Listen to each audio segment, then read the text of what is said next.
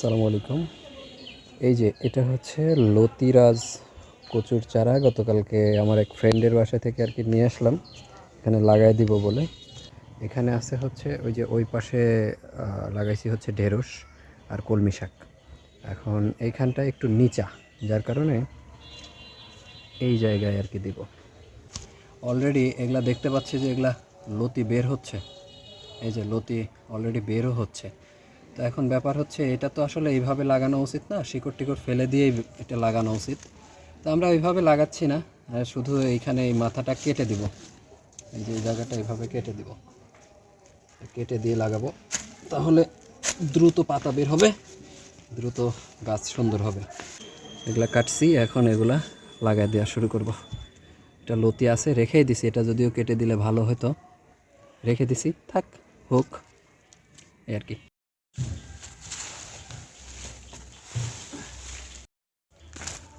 এখানে একটু মাটি দিয়ে নিচ্ছি, পাশের মাটিগুলো একটু সরাই নিচ্ছি, তাহলে জায়গাটাও একটু বড় হয়ে গেল আর যথেষ্ট স্পেস পাবে এখানে।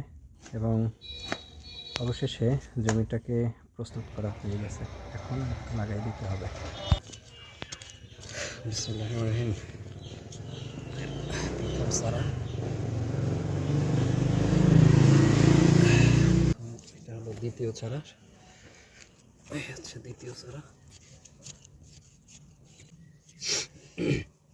আচ্ছা, এগুলো হচ্ছে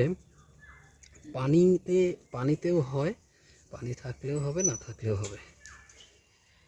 তো যেহেতু আমাদের এখানে বৃষ্টি হলে পানি জমে, সেক্ষেত্রে এটা আমাদের জন্য একটা প্লাস পয়েন্ট। দেখা যাক, এখন যদি পানির প্রয়োজন হয়, প্রয়োজনে পানি এখানে দিতে হবে। তবে অবশ্যই পানি দিতে হবে, কারণ এখন তো মাঝে মধ্যে বৃষ্টি হবে, সব সময় তো আর বৃষ্টি হবে না। এখন একটু পানি সেচ দিতে হবে। অলরেডি 2 দিন হয়েছে, বৃষ্টি হয়েছে, যার কারণে